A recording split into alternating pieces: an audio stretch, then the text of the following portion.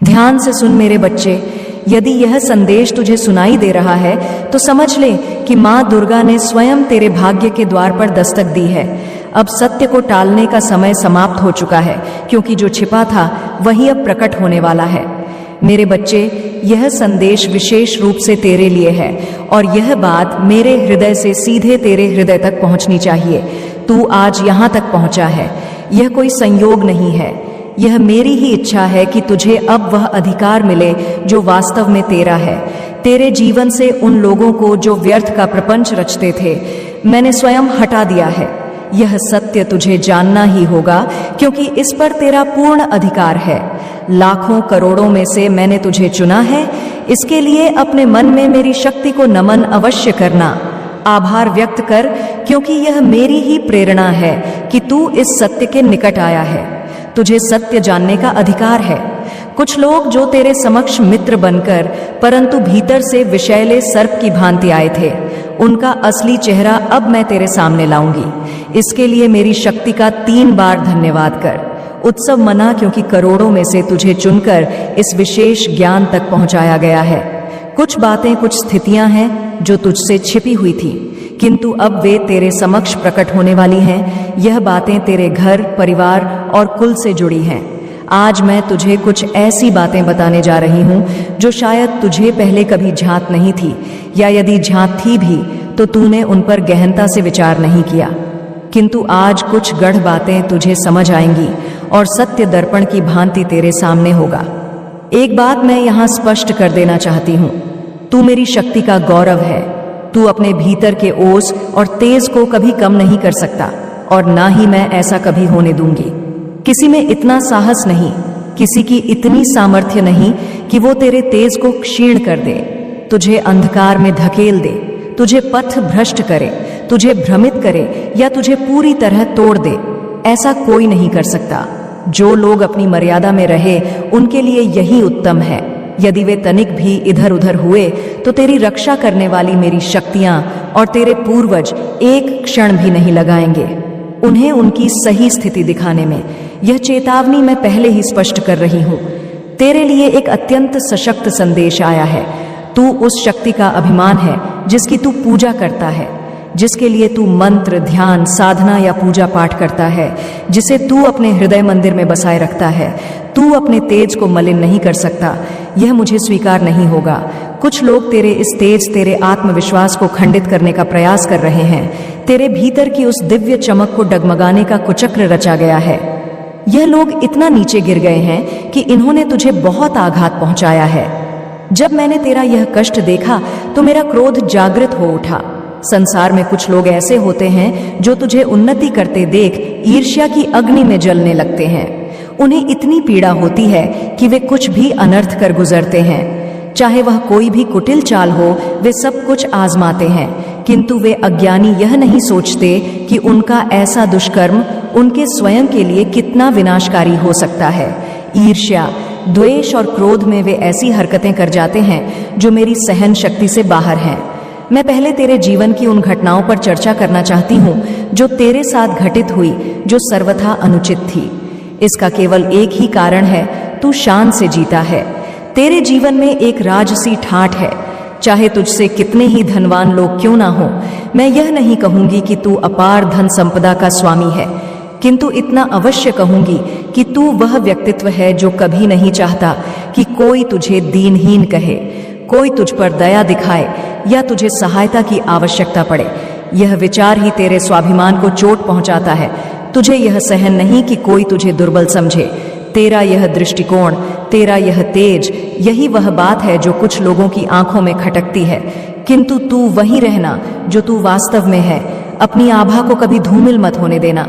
तेरा जीवन इतना गौरवशाली है कि भले ही तू घर में साधारण भोजन ग्रहण करे, किंतु किसी से मांगकर, किसी के सामने विवश बनकर या किसी की दया पाकर जीना तेरी शान और तेरे कुल के रुतबे के विरुद्ध है।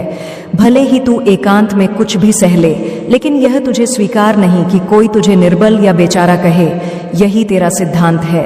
कोई तुझसे जल जाए, तुझे देखकर ईर्ष्या करे, यह तुझे स्वीकार है।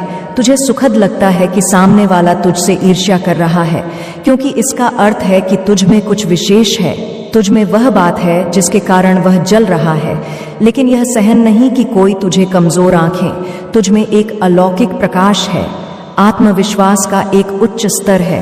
तू भविष्य में अपने जीवन को और श्रेष्ठ बनाना चाहता है। तुझ में वो राजसी गुण है, वो नायक वाली ऊर्जा है जो मार्ग दिखाती है, जो लोगों को दिशा देती है कि कर्म कैसे करना है। तू चाहता है कि लोग तेरे साथ चले। तू किसी के पीछे खड़े होने वालों में से नहीं है। तू नेतृत्व करने के लिए आया है। हर क्षेत्र में, हर कार्य में तुझे सर्वश्रेष्ठ बनना है।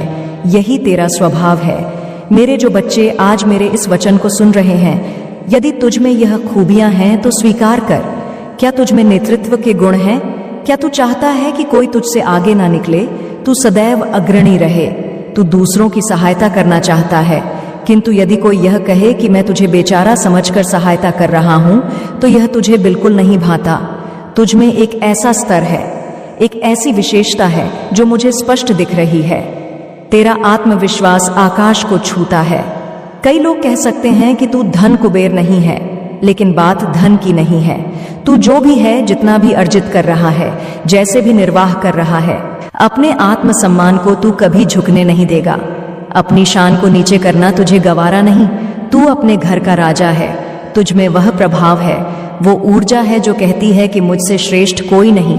यह अहंकार नहीं, अपितु यह स्वाभिमान है कि कोई तुझ पर दया ना दिखाए या तुझे दुर्बल ना कहे। तेरा जीवन बहुत सुंदर था, सब कुछ संतुलित था।